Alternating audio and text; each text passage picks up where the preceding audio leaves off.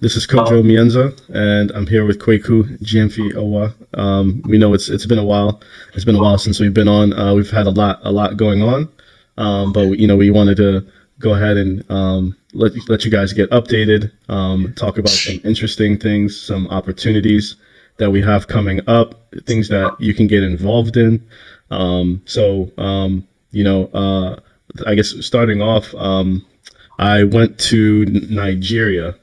Yeah, man. But before we actually even kickstart, you've always wanted to go to Nigeria, though. I mean, let me try and understand you. Why was it so keen for you to want to go to Nigeria that much? What really triggered your attention that much? Well, I think Nigeria has a ton of potential Okay. in my eyes. When I look at the size of the population and when I look at the human resources as well um, that they have a lot of potential to really become really a powerhouse. I mean, if the sort of corruption and the fraud and that type of stuff can get under control, there's no reason why Nigeria can't take off. I think when I was at the ECOWAS investment conference in Togo, Mhm. the Nigerian people I met there were very impressive. A lot of the Okay. people that we work with on our team are from Nigeria, and True. it's just a lot of impressive talent. I like their attitude about just Okay. getting stuff done. I like that they don't feel this sort of like inferiority or like Um, fear about going for really big things. And okay. yeah, so I mean, when I was in Lagos, I went to Moonshot, which is a tech conference that was hosted by this major tech publication in Nigeria called Tech Cabal. There were a Okay. lot of people there. I'd probably say hundreds, if not over 1,000 people there at the conference. Wow. So there were investors there, there were startup founders, there were people that generally worked in the tech space, media space. There was some government and public policy type of people there. So there was a lot of conference sort of style speeches, but there were also like pitch competitions. There were Um, booths set up where different companies had their booths set up, and you can check out what they have going on and get to talk to them. So yeah, it was pretty interesting. It was pretty interesting. I think it sparked some ideas, and it got me to actually kick off something that we've been talking with for a while. With I some know, right? yeah. But before we get on that though, I want to understand. Do you think Africa is ready for the tech world? I mean, do you think we understand how serious of a business industry the tech world is? And do you feel like Africans really jumping on to be very creative in that space? I mean, from the experience you go into the to that event, what did you feel? Did you feel like Africans are really ready, or is just a few African countries that are really jumping on and see the opportunities involved in the tech world? I mean, I think there are challenges depending on the country. Okay. Um, because you don't have full internet penetration. In Ghana, for example, you also have a high cost of internet usage. The cost of data is a problem, actually. Very true. Very true. It makes people use the internet a little bit like out of scarcity. Like some people, not everybody, Mm. but a lot of people use it like sparingly. Because everything is, pay pay as you go, That's and good. Yes, yes. it's a little bit expensive. Like, I don't know the price off the top of my head, but I was comparing it with the price in Nigeria. It's funny, internet is cheaper in Nigeria, Oh, which is odd. You would think that it would be cheaper because they have more people and maybe it's more infrastructure to maintain, but the price of internet was actually really cheap. So like, I think it was like, what did I got like 5 gigabytes of data for 5,000 naira. So okay, okay, okay. 5,000 naira. 5,000 times 8, that's like, is 80, I think, is it Naira to Ghana cities? I think it's 80 Naira. One Ghana city is equivalent to about 80 Naira or so. Yeah, so it was like, so let's say 48 cities. It's for about 48 cities to Okay. 50 cities. Like, so that was 5 gigabytes. And I don't think that you'll get 5 gigabytes in Ghana for 50 cities. No, I mean there are times where basically due to some of the promotions, yes, you can. I mean you can get about 4.4 gig for like 25 cities in Ghana. in Yeah, during yeah. the You during can when they're doing, but like regular, no like even regular. I think on some of I think MTN like this has a just for you package where sometimes you can even get about 6.2 gig for 30 Ghana cities. But yes, it's not as regular as it is. That's like It's but sometimes but the yeah. regular price is like The regular price, yes. the I regular think you price. relatively you can get about 50 Ghana cedis for about 5 gig, 40 to 50 Ghana cedis for about 5 gig. For Yeah. okay, let me see. Let me check my MTN app real quick. Hold on, just so that let me see. 5 gigs. So for 50 cities, you get 3 gigs. Okay, that's okay. So So it's that's the form of the promotion. so internet is cheaper in Nigeria. So that's like 60. That's like what almost it's more than 30% cheaper. It's more than so it's three. It's more than 50% more expensive in Okay. Ghana as Well, compared to hey, Nigeria. I mean, you know that Nigeria, their lights are not reliable. Is their internet even reliable on that? Yeah, no, they definitely have a lot of power outages. That's another thing that holds back tech in Africa is power outages. Okay. Definitely, like even at the conference, like power went out. I mean, they Wow. have backup generators because it was at like this nice hotel and all of that. That is crazy. But I sometimes sit down and I'm like, yo, this thing, it's been like that from the time I was born till now. And it's crazy how Nigeria, up till now, still they have light issues. Like, they speak about it like it's so normal, but it's really not that normal, bro. Like, it's not that. I don't know why up till now we are in 2024. It's still, I yeah, mean, Ghana, yes, we have some light off situations, but I mean, I don't know. What do you think? What do you think, Nigeria? Is it a business thing or why is it like that? Because it's not like they do not have the means to really sort it out, Kojo. no, it's not. It's not. It doesn't make sense for an OPEC nation to have electricity outages. So it has never made any sense. A lot of it is the the cost of electricity production due to the fact that they're not refining enough of their own crude oil. They have a lot of crude oil. Everybody knows Nigeria has a ton of crude oil, but they're not refining enough of it. And I mean, just now, Dangote has just got his oil refinery started, but that's very brand new. That's just this year. Okay. So if you're not refining the fuel, then you're buying fuel, and you're buying it for dollars. Most of the Okay. time. So you're selling your crude oil, you sell your crude, and you're buying the fuel for a dollar to power your generators, and then Okay. you're using naira. Your economy is working in naira, and then you're going to buy it in dollars. And then the other thing is like, um, the naira's value. Like when you look at the naira value this year, has just slumped like crazy. Okay.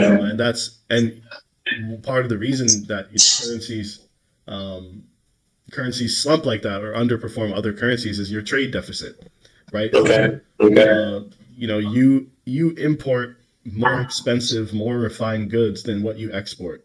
So Okay. if I sell crude all the time and I import refined all the time, I'm Okay. paying more. I'm always losing, right? Very I'm true. constantly losing on this, Very true. and then you don't have enough of like high level refined manufactured goods that you're selling to offset that trade deficit.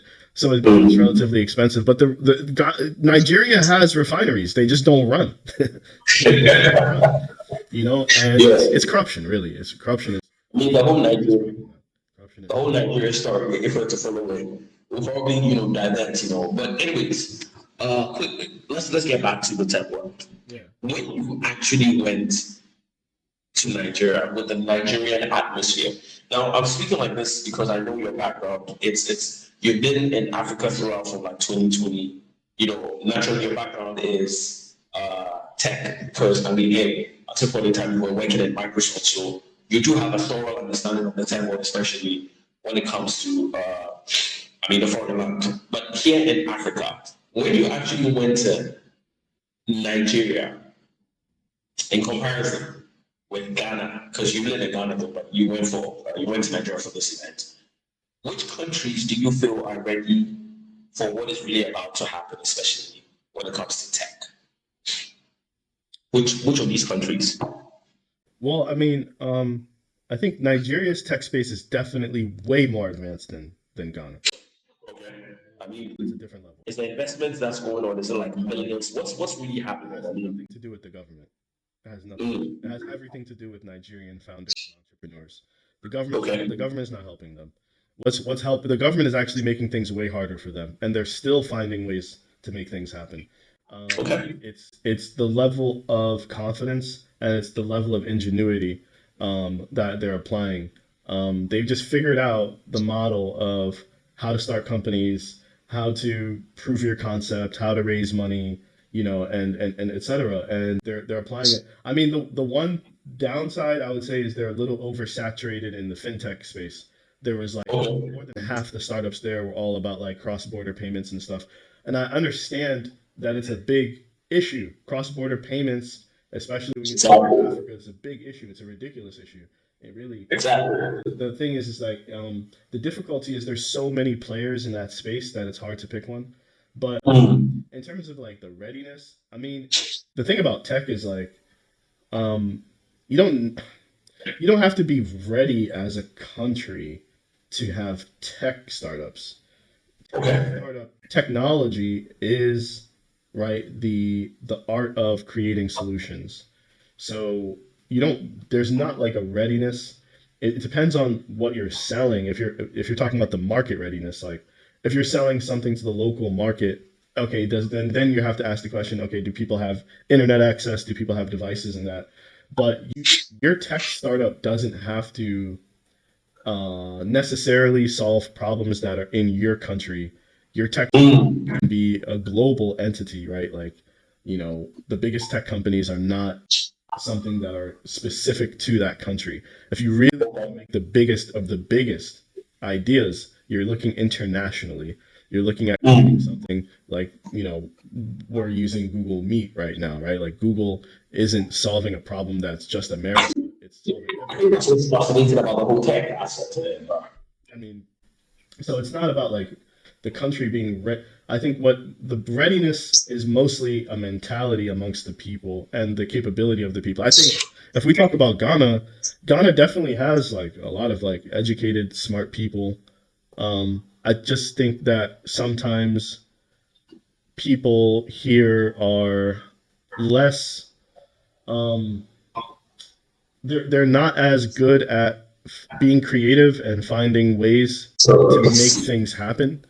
sure, The mentality here is more like somebody has to show me the way or bring me an opportunity. sure, Whereas sure. in Nigeria, people just create their own opportunities. They just, Mm, mm. there's no time to wait. It's just that like Lagos is just there's too many people in Lagos for you to wait for an opportunity. It's way too many.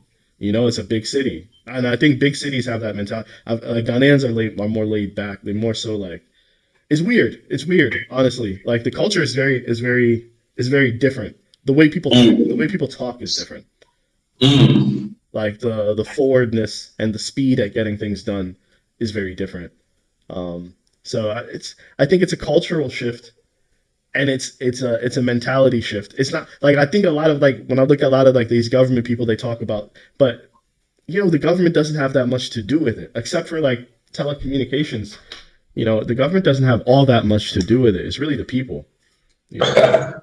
Anyway, so I remember, I think in episode 2 or 3, we spoke about the mutual funds bit. But let's go back. Let's go back to, I remember that day when I came to your house and you sat me down. You sat me down, and you made me understand how, if you were to probably have the opportunity to invest, especially in relation to USD for about, in the stock markets for about 5 years or 10 years, that money can compound so much to get to, a very good amount of money. And I can't remember when, you were actually having that conversation with me. And, I came back home and it was even in relation to complete housing. How, for instance, I mean, if people can really jump on board with this kind of thing in about 5 years or 10 years, they can easily pay for any of our home units. And it's such a way that, this was something that we actually spoke about. I don't know if it was this year or last year, but it was something we kept talking about, how people can invest locally, with the cities and get to tap into the foreign markets, especially into the US markets. And it's such a way that, yes, right now, of course, I mean, Bitcoin, all of those things are quite fascinating. People are trading, but it's just a few people that have really come up with a platform such as RiseVest and even in Ghana here, where you can invest locally and earn some dividends, in relation to US. I remember in episode 2 or 3, I think it was 3 or 4, one of them, we spoke about this mutual funds. Was it one of the reasons why you went to Nigeria? And tell us the outcome. Tell us what you've been up to, especially with this development. Yeah, it definitely wasn't one of the reasons I went to Nigeria. I really went to Nigeria to look at different startups to potentially bring investors to or invest in myself. That was that was one of my main things. And then my second main thing was actually raising capital for a startup I've been working on called Luxion, which is AI powered international trade platform. Great. So we'll talk about that. Yeah. The funny thing that happened is he had this idea for a while about giving people access to the U.S. stock market in like an easy and digestible sort of way. So I was with the friend that I knew that kind of helped me get around Lagos. He had another friend who's a software developer. Yes, Charlie. You see, there's never been a time where Ghanaians really have the opportunity to really invest locally. All right, yeah. Sorry. So yeah, we were discussing about giving people easy access to the U.S. stock market in a way that is easy to understand and well managed, by professionals, because it's not just the access, it's also the knowledge. Like most people aren't going to know how to pick the specific stocks. So the easiest way to get into it is a mutual fund, right? Where Exactly. And Forex, I think Africans are really, a lot of people are trading. I mean, they're doing all the AI power tool and all of that. But I think, as you said, I remember when, I took my first chance with you, it clearly made me understand that there's a science to this, that you really do need professionals to be handling this. Yes, you can take it on your own, but the truth is, why really just go through a lot of hassle when you can really have some good professionals who can really just do this and take care and make sure that consistently they're invested into the right kind of funds for you. So, tell me much more about how it went down, especially in Nigeria, and what eventually caused this whole idea to start. So when you told me about it, I was like, bro, we've been talking about this for a very, very, very, very We've been talking about this for a while. We've been definitely talking about it for a while. And I think what eventually sort of was just the conversations that I was having and just seeing that number one, there's really only one other company that's providing this sort of service. And that's RiseVest, and they're still not working in Ghana. So I tried to use the app again after several months. I think we probably need to check more on Lada though, because Lada came out, they were doing a lot of publicity. I don't know how it's going. But tell me, hey. But so I don't know. Maybe you have to use Ladder instead of using RiseVest directly, because I think there's an incorporation of RiseVest in Ladder. Yeah. So I think Ladder is flowing funds to RiseVest, and then RiseVest is maybe investing it.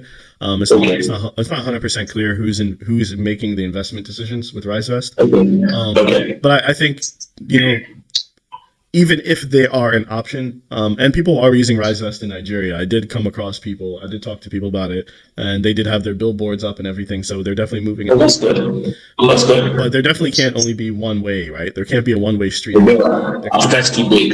Yeah, there can't be only one option.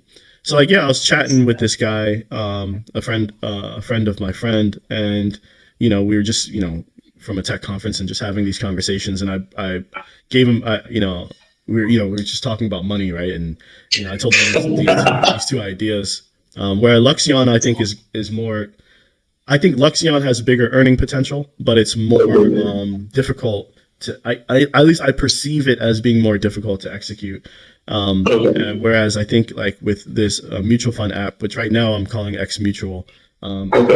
Just to break down, I'll share the screen real quick, just so you guys can see. So I talked to him and I was like, all right, let's run a market validation test. And let's see how many people we can. I like the caption, man. I think money always. I know it's kind of cliche, but it always works, man. But it's true. It's true. Like the concept of real wealth is like money that works for you, rather than like you always working for money. Because you know, one of the keys to wealth is understanding that you only have 24 hours in a day, so there's only so much energy.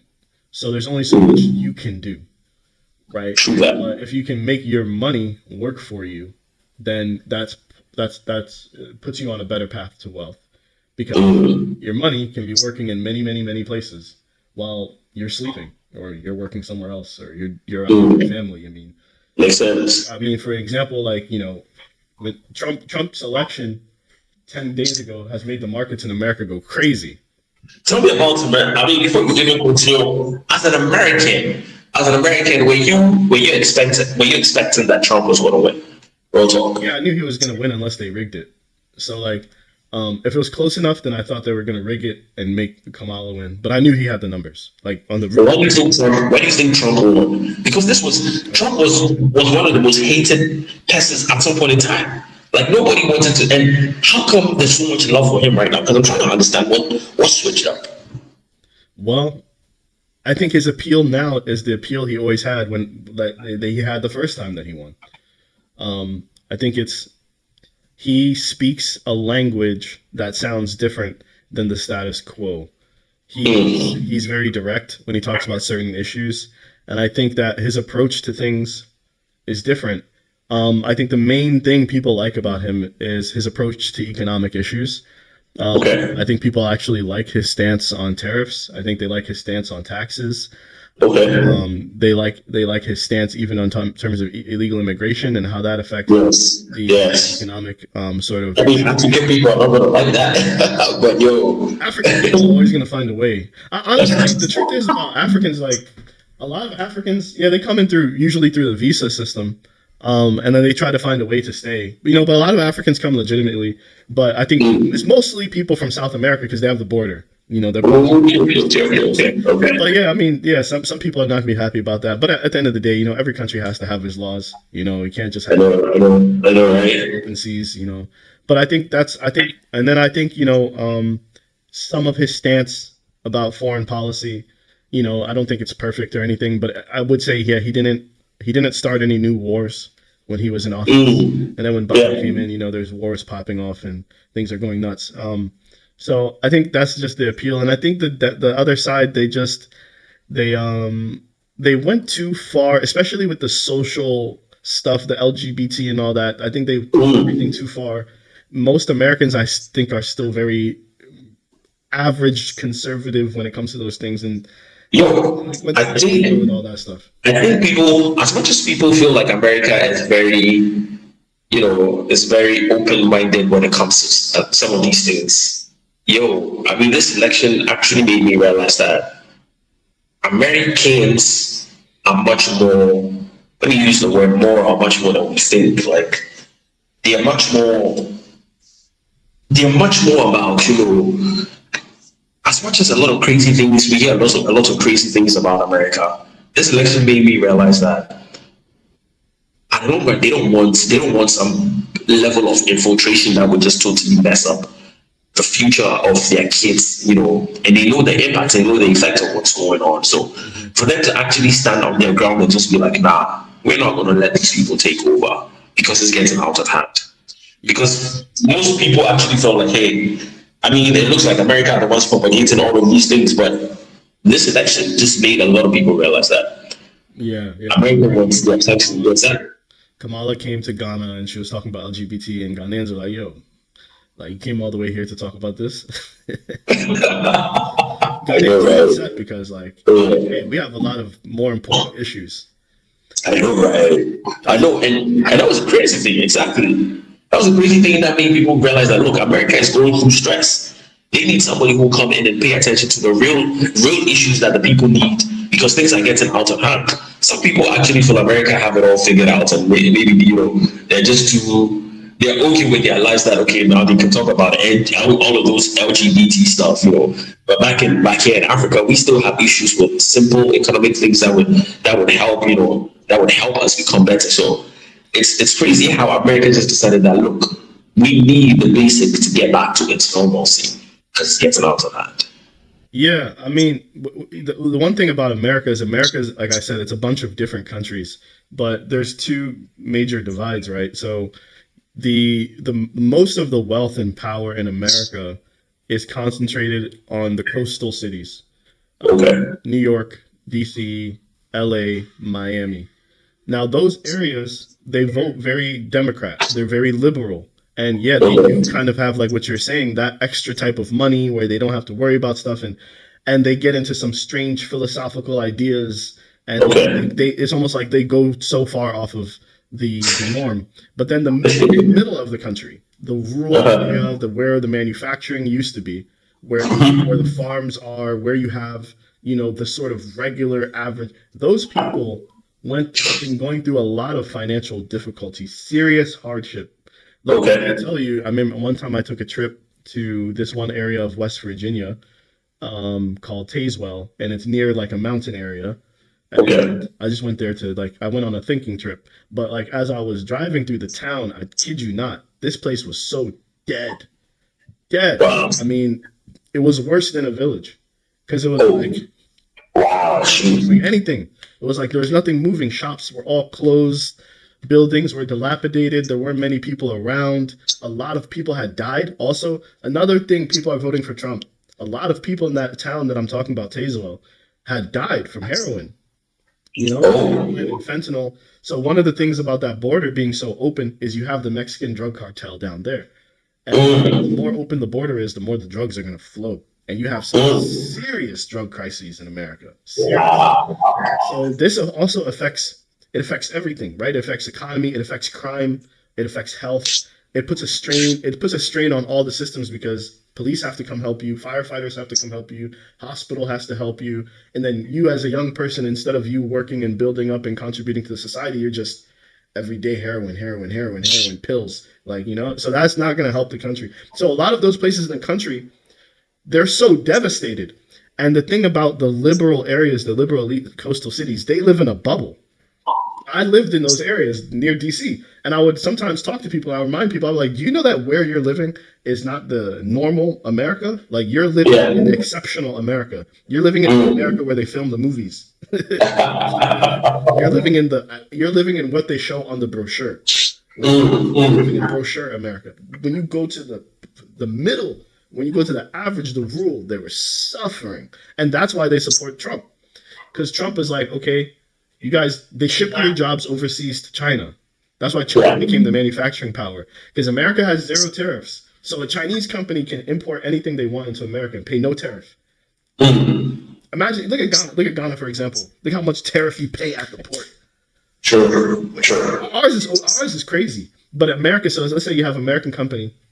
Let's say there's a good example that Trump gave, or somebody else gave when he was arguing Trump's position about Japan. Okay, if an American company ships a car to Japan, they're putting 50 to 100% tariffs on that car. When the Okay. Japanese car comes to America, there's no tariffs. You just pay the port fee. So I've Oh, imported a car wow. from Japan, and I think we didn't even pay $600. We paid 400, 500, small money, like $400, $500 just port fees. But when you take it to Japan, you're gonna double up the price. So American cars don't sell in Japan, but America's full of Japanese cars. Okay, so what happens to the American auto worker? Well, your sales are not hitting like that, but you're making all these cars. And then the other thing is you ship all their jobs to China. So China's making everything now. And then the people see these areas. One of the reasons they're doing this is there's no jobs. Like Oh, people gave wow. up. A lot of people just gave up on life. Like you come out, there's no jobs, there's nothing, and you just start doing heroin and whatnot. But that's one of the reasons people like Trump is like, okay, so these tariffs are meant to protect American industry, and also he wants to try to give incentives and taxes to bring some of the manufacturing jobs back, so that people have jobs and people have wealth, and give people hope and that. But I'm not necessarily a supporter of Trump. I don't think Trump is like a good leader. Okay. I understand why people vote for him, but my thing is like I think he's going to be good for the economy. Like I think the stock market is going to be hot. I mean, tell me about. Let's get back to what's happening, especially like. It's all Yo, crazy. tell me about it, bro. Crypto is crazy. Crypto is crazy. Bitcoin hit 91,000. I think before Trump was elected, it was at 70,000. It hit. I think there's a Trump coin even that. Yeah. Buying Trump coin. Elon Musk is over here talking about Dogecoin. Elon Musk got a government position. He appointed him. I don't know if you heard that. Elon Musk got an appointment. He's appointed he created a new department called the Office of Government Efficiency. And Oh, bro.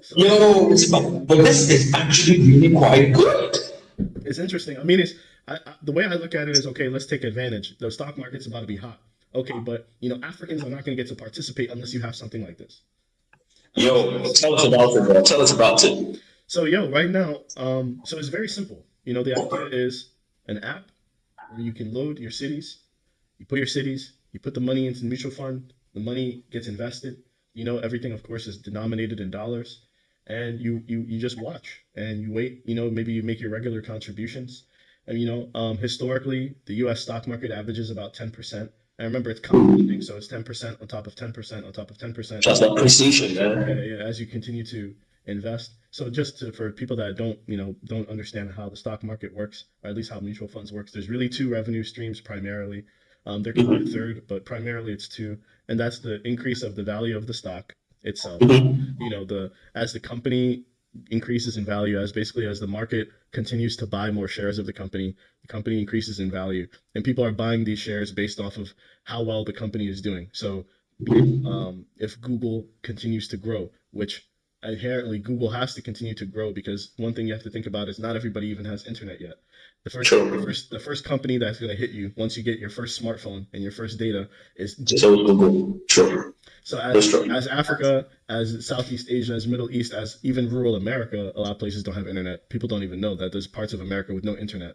As more of the world gets internet, there's no way that Google stock is not going to increase in value. It's just inherent. It's just inherent, right? So getting to own a piece of these companies, like you can see the image here, getting to own a piece of Facebook or getting to own a piece of Amazon or Apple. Next time you see somebody next to you buy an iPhone, you can be happy that, hey, you're participating in that wealth. When you see somebody buy a Microsoft Surface Pro laptop, okay, I'm participating in that wealth. You hear somebody listening to music on Spotify, okay, I'm participating in that wealth. If somebody's buying movies, I'm participating in that wealth. That's what the stock market is all about. It's about participating in the wealth creation of these companies, right? This is really good, because I remember one of the analysis you did, especially we being in the real estate world too. You reckon that in Ghana, as you said, there's not a lot of passive income. So most people who really get money and try as much as possible to save money end up investing heavily into the real estate and purchasing some whole land.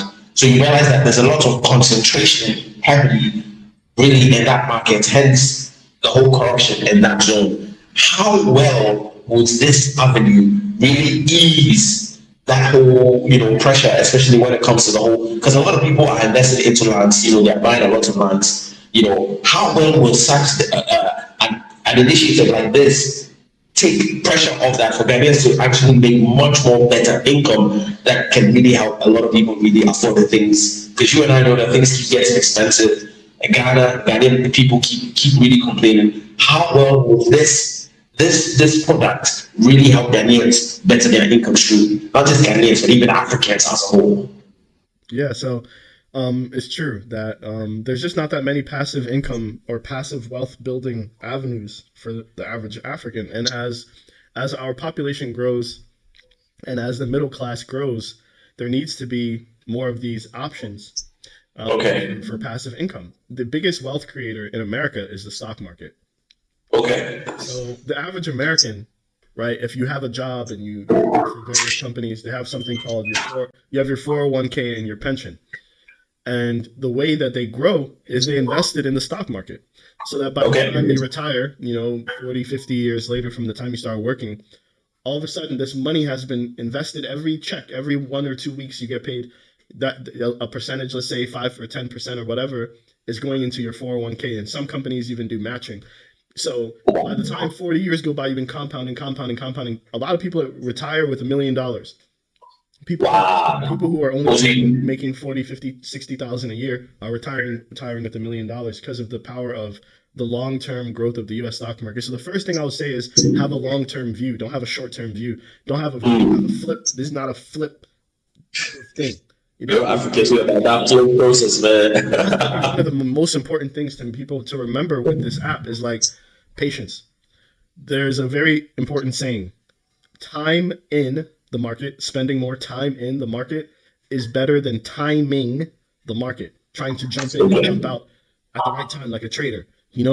That the people that make more money, they buy and hold longer periods of time, because the market is like up and down. The market is like up and down. It goes up, down, but over time, it's going upward trend. So it might go up, so up, down, but over time, the upward trend of the U.S. stock market, right? Like U.S. stock, I'll just show you like the U.S. stock market all time. It's a general upward trend, right? So we're looking at the Dow Jones Industrial Average. So this is just an average of some of the biggest companies over 100 years, right? So yeah, there are times where the market might go down, up, down, but if you stay in it long term, right, you're gonna get that general uptrend. Right, so this is like roughly the past 100 years, right? So let's look at the past 20 years. So this is the past 20 years, right? So yeah, there's ups and downs, but look, the general trend is still up. Now, if you're a short-term thinker, if you're panicky, maybe you're gonna buy. Exactly. I'm worried, and you sell here. Okay, now you're gonna lose money. But the person that was patient and stayed is not going to lose money like how you lost money. So that's one of the first things to remember is this is not a flip. This is not get rich quick. This is not about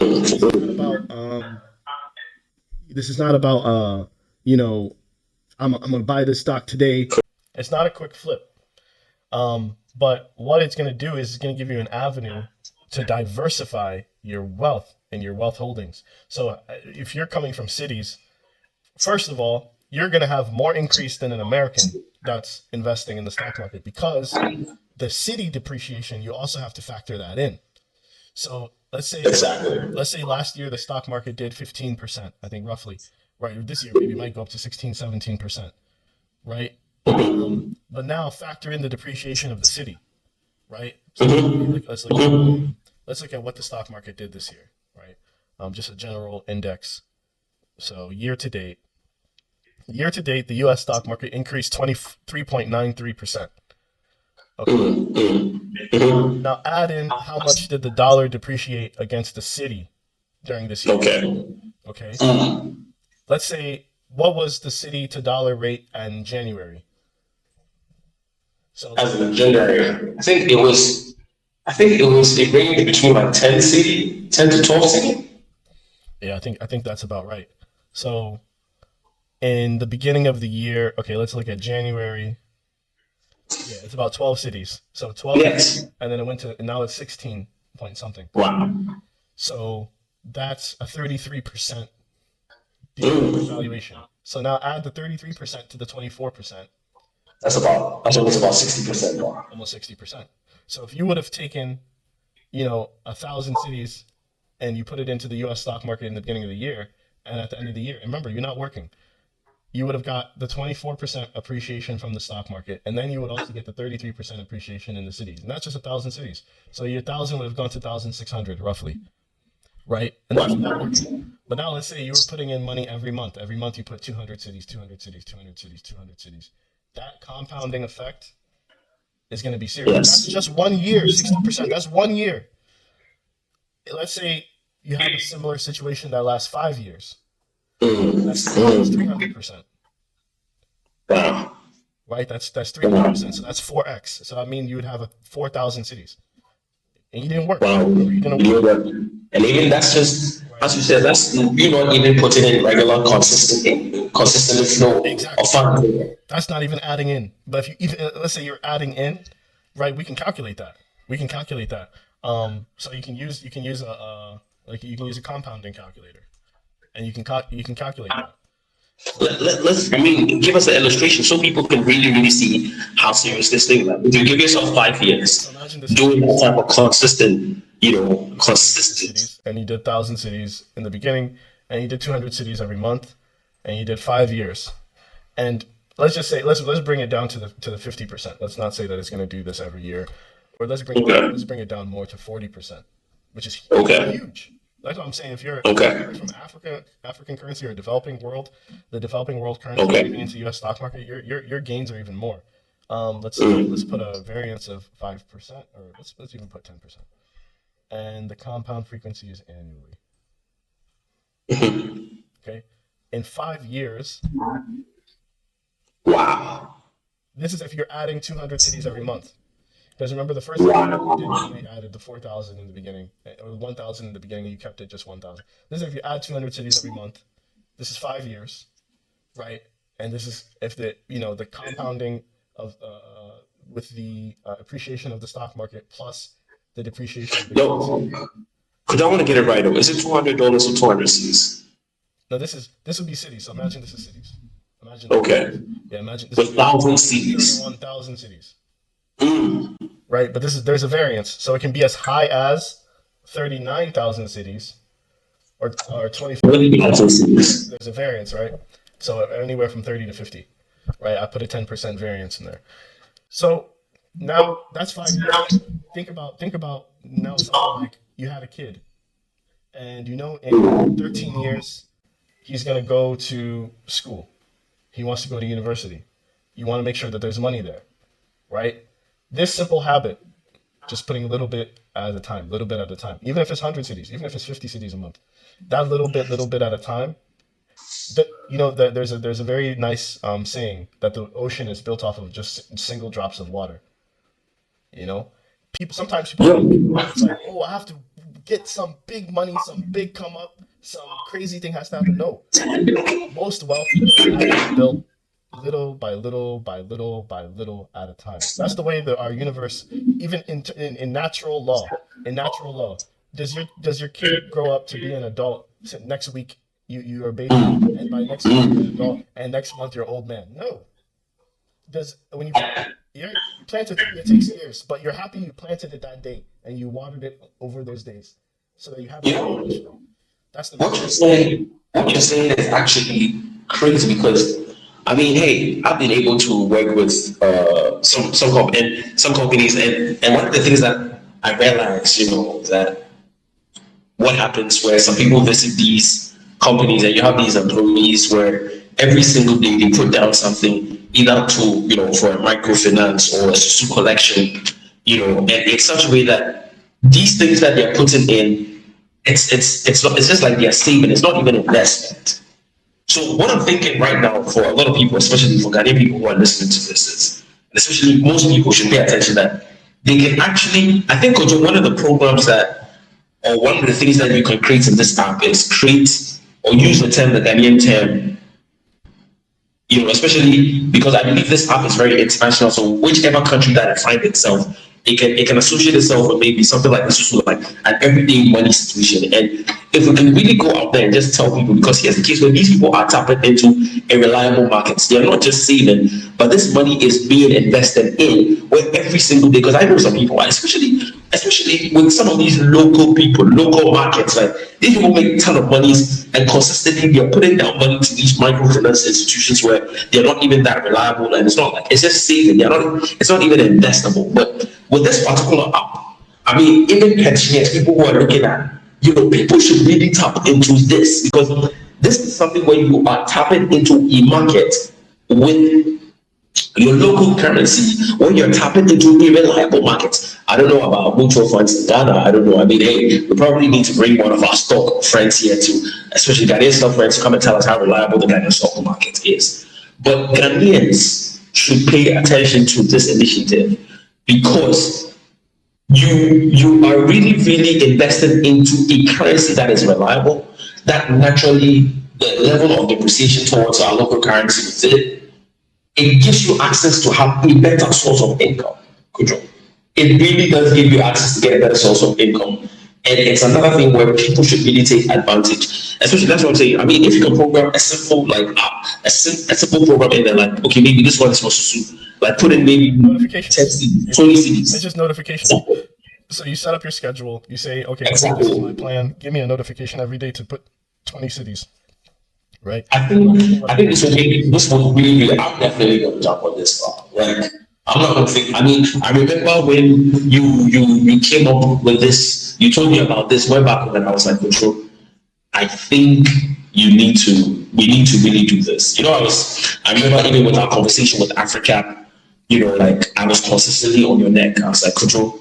We need to do this. We need to do this. We need to do this because this is really going to help. You know, Ghanaians. And right now. You kudos, bro. Big ups. I mean, hey, bro. What can I say? You are by God's grace. You're really taking your African. How should I say? The purpose of why you came to Africa on a whole different level. I see what you're doing. I see how from the time you landed in Africa, you know, it's like every single time you're taking an initiative to really not just help just you, but really help so many people. I think not a lot of people will really come to understand, but let's even dive into what we've been able to do, especially for Comfort in Nigeria with the book publishing, bro. I mean, hey, tell us about that one too. Tell us about that, because I think it's one of the reasons why you also went to Nigeria too. Yeah. So, I mean, the first thing with xMutual, right now, what we need to do is have enough people sign up so that we can show some of these bigger mutual funds the type of demand that exists so that we can onboard onto your platform. So the way this is going to work, the way xMutual is going to work is it's not going to be me investing your money. I am bringing your money to a large, well-established mutual fund in the United States, and they are going to be managing your money. Now, in order for us to get to that point, we need enough people to sign up for early access. So you've got to sign up for early access. You've got to tell as many people as possible to sign up for early access. And that's how we're going to get enough proof of capital, enough proof of demand to get the attention of these mutual funds in America to really show them like, hey, we have 10,000 people in, you know, the developing world that want access to the U.S. stock market, you know, via your mutual fund. So you really have to, everybody has to, you know, anybody who's listening, sign up for early access. You know, go through the FAQs, read the about us, contact us if you have any questions. I'm always available. But once you're good on that, sign up for the early access. People that sign up for early access will get discounted fees for their first year. So you're going to make even more by being on the early access. Signing up for early access will cost you nothing. There's no commitment. It's a very simple form. I'll show you right now. Just a few questions. Right, a couple of your details and a handful of questions, and that's it. Your name, email. Exactly. And if you refer other people, you get extra benefits, extra discounts and fees. So the more people that refer you and put your name and say, hey, this person referred me, then you get even more. So that's even more incentive for you to share it. So we have to get to that threshold to make it happen. So you really have to share it, really have to put it out there. Before you even answer the question in relation to Comfort's, the book publishing, I just really want to tell people who are watching this. I mean, especially Ghanaians. Like, look, I'm a Ghanaian. Like, and when you share this initiative, one thing that people need to understand, it's not a lot of people that really care about people like that, and it's such a way that to have people who genuinely care and want to come up with certain concepts that would really take care of the masses. That's one of the things when you really get to understand what this is and how impactful this is.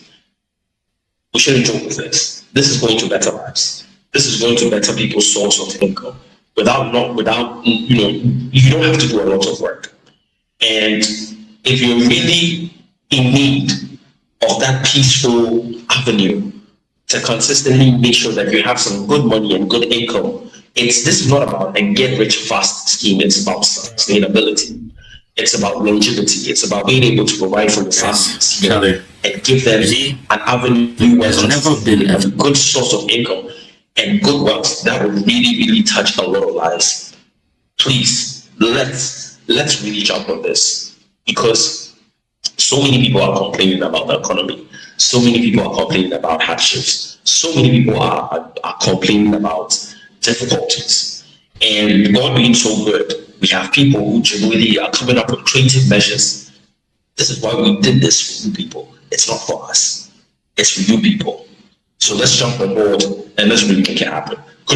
So, I mean, hey, xMutual, fantastic job. We have to push this agenda. We have to push it. Yeah. And, It's a good kudos point. I again. already have access. I already have, as an American citizen, it's easy to get access to Exactly. mutual funds and stock brokerage applications. It's easy for me to get access, but for the average person who is not a U.S. citizen, it's Exactly. tricky to get access. It's difficult. Like, it's not that simple. So, making it as simple as download this app, boom, send mobile money or connect your bank account, and then boom, money in and money out.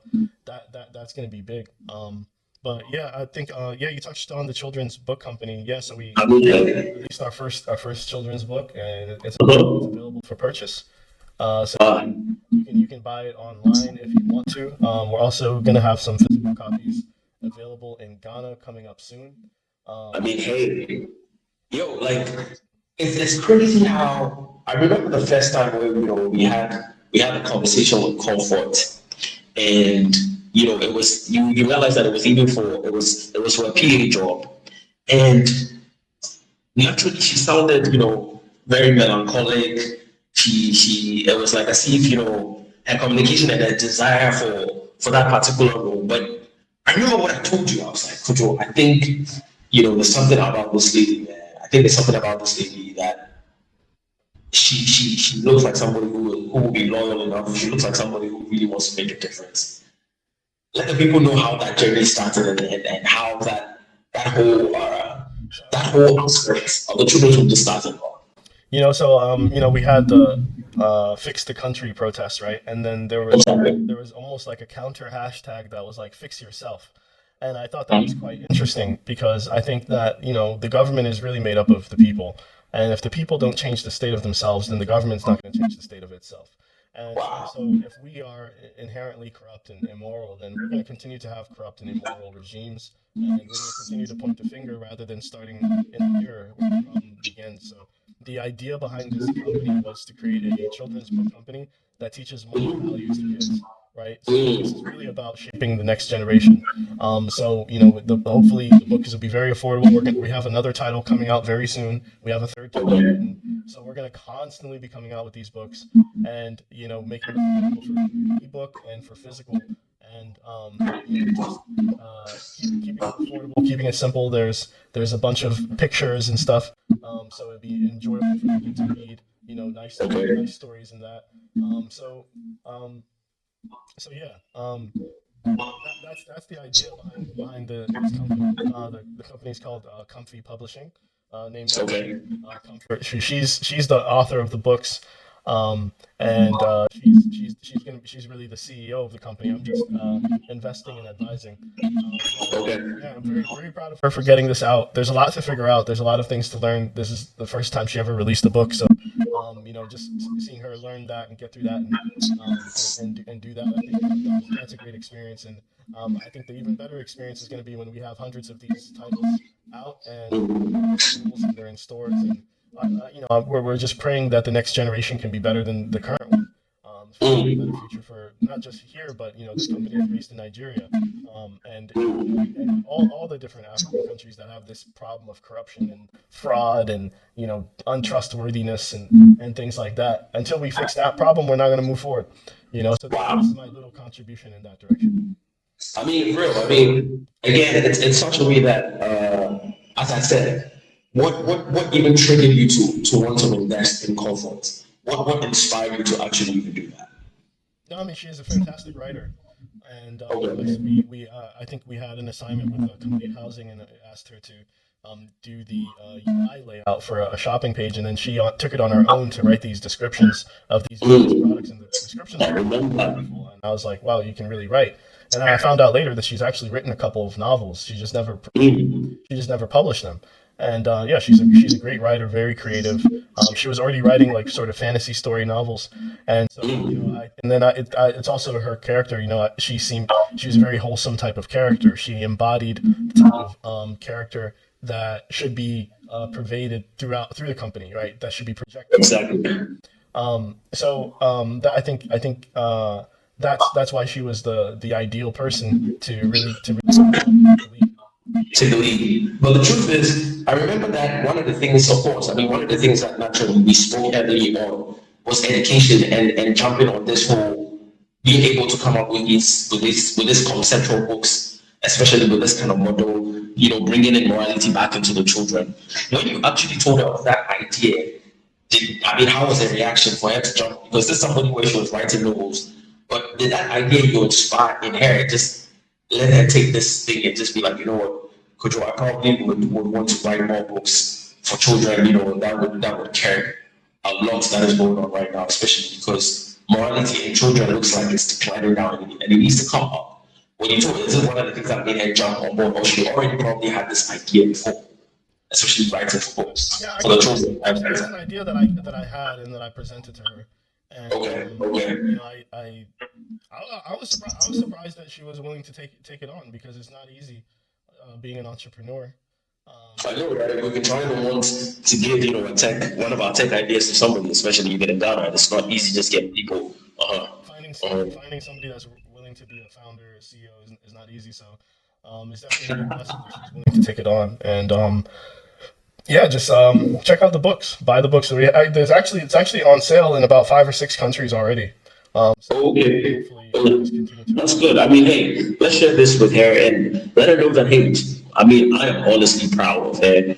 I was so happy when I was watching her Instagram page, and it was just, because I remember talking to her. It was just being able to touch a life. I mean, bro, you need to understand how serious this is. You came in, like God's grace, you being able to come here to help me start CH, not just CH, but so many other things that are happening. We need to understand that, bro, God bless you. In truth, God bless you. Like, you're doing a good job, and God bless you. All right. Well, we hope so, man. It's tough, man. Sometimes it's very difficult. I mean, I think now CH is working on a very interesting project. I think let's talk about CH, man.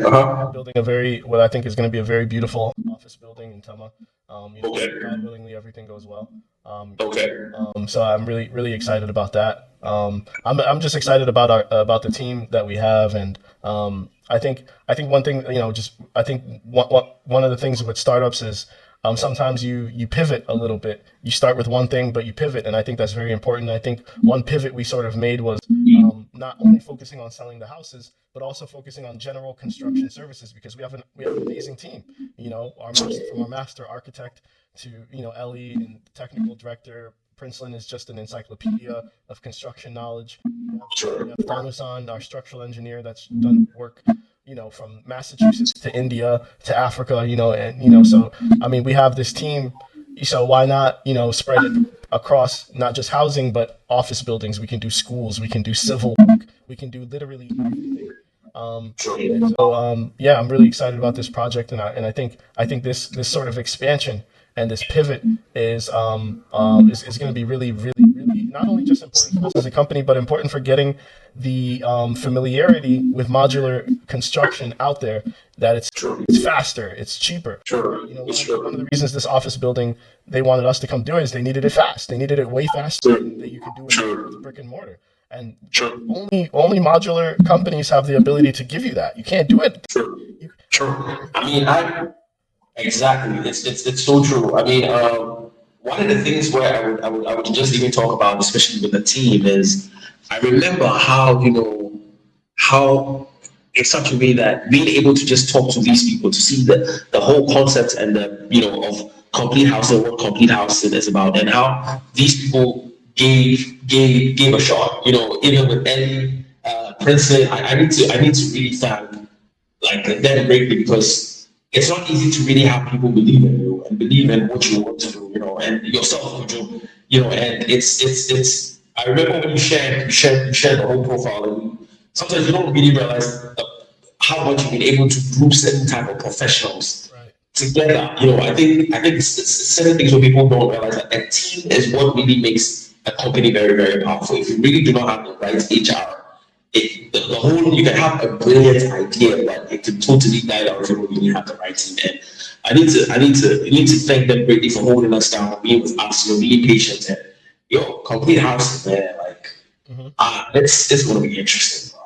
It's gonna be interesting. Yeah. It is interesting, all right. Yeah, yeah. I'm just I'm excited, and I think another thing, anybody who's listening, anybody who hears this, hey, if you have a startup idea, you have a business that needs capital, get in contact with us. There's no guarantees. Don't think that I'm here telling you I'm throwing money out of the window.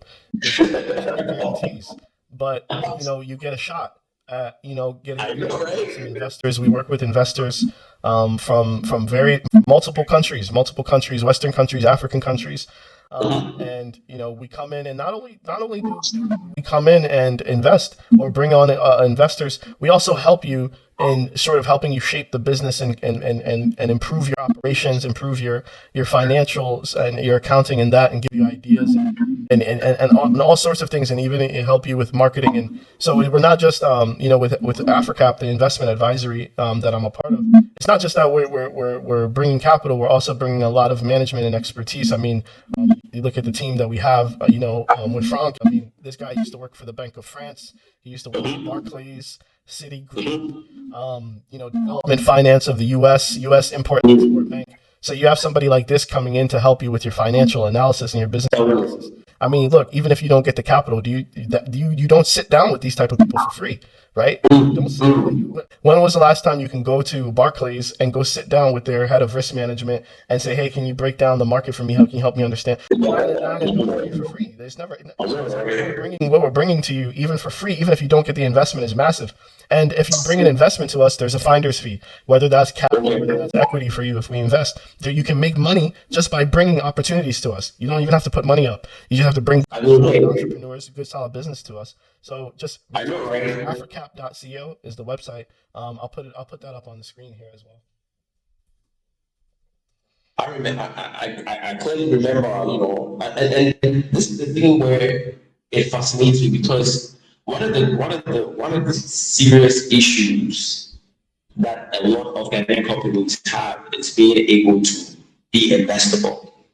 A lot of companies sometimes, but being able to hear that you're going to help nurture these companies, or startup companies, to be investable is very key. Because I mean, I have the opportunity to consistently work with you. And one thing that I would clearly say is, man, these people know what they're doing. That's all I'll say. I mean, they have a clear understanding of how to build up systems. They have a clear understanding of building up structures that it just makes your business so fluid, and it really helps you to, for any person with a certain kind of foresight that is looking to invest in a very potent company, they build you up so well to actually be investable like that. And I remember, by God's grace, one of the people that we're looking, that AfriCap is definitely looking at, is in relation to even the farm that and big ups, man. I mean, hey, for me, personally, it's all about looking at ways to help people, and I was just excited,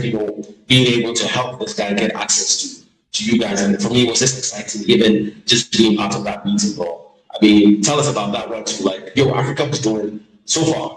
What is AfriCap on? And what's going on? Yeah, I mean, I'll hold off to talk about that until everything is finalized. But agriculture is definitely a space that we're interested in. So if you have somebody in the agricultural space, whether it's a farm or whether it's tech, whether it's animal, poultry, cattle, whatever it may be, and like I said, there's no guarantees. I'm not saying that necessarily 100% you're going to get the money, but you have a shot. You have a shot. We're going to give you an opportunity. We're going to give you a fair shot. We're going to give you analysis, and we're going to give you some feedback, and even the questions that we might ask might help you. There's a lot that we're doing. There's a lot that we're doing. And we're still wanting to do more. I've got other investors, right now, especially like African Americans, that, I've got people that have some really good capital that want to invest, that are constantly wanting to see more investments coming out of the continent of Africa. So I'm just bringing these things to those investors. So, don't hesitate, even if Especially in the real estate syndication, exactly. yeah, don't hesitate, even if your thing is not so mature, or you feel like you don't know everything is cool. Like, just if you can just start with an idea. Okay, we can just start the conversation, right? So Easy, these are things you have to easy, believe in yourself. easy. I mean, hey, to actually buttress that, as I said, guys, I'm an example of what he's saying. I just had an idea. I mean, I didn't have a lot of things figured out, and I had the opportunity, and I consistently had the opportunity to work, with Kojo and the other team, and I will tell you point blank, it's as real as it is, and life can be better. I mean, hey, it's going to be better. Just jump on it. Just reach out. Just reach out. Yeah, Anyway, yeah, yeah. I think we're almost at time. Yeah, yeah. But anyways, so basically, with free consultation, hey, we have so much coming on, and I really want to say it's just really an amazing time just talking to you, and just really highlighting some of these things that definitely we know that it would help so many people. At the end of it all, this is what free consultation is about. And any close remarks, man? Thank you, and this has been awesome from your end. Let me yeah, know. yeah. Yeah, we definitely need to. Obviously, you guys can see we have a lot going on, so sometimes we don't get time to make the content. But hey, anybody, if you also have suggestions of people that we should talk to on the show, or who we should interview, if you have companies, or if you just want to get in touch, if you just want to talk, just get in contact. Really, this is really about a network of creating like-minded people that are very development oriented, people that want to see their country get better. Just tap into our network, man. Just connect with us, even if you don't have everything figured out. Thank you everybody for listening. It's been good as always. And yeah, that's my final word. Quick, I'll let you sign us out. I mean, hey guys, it's free consultation. And if you haven't liked or subscribed our channel, please kindly do. You can do that by YouTube, exactly, Facebook, Instagram, TikTok. I mean, hey, at a long run, it's always about good content. Exactly, especially YouTube. Like our page, subscribe, follow us consistently for these kind of contents. Because trust me, I mean, these are really, really good content that can really transform your life. Kujo, thank you, and God bless. All right, man. Take All care. right, peace out.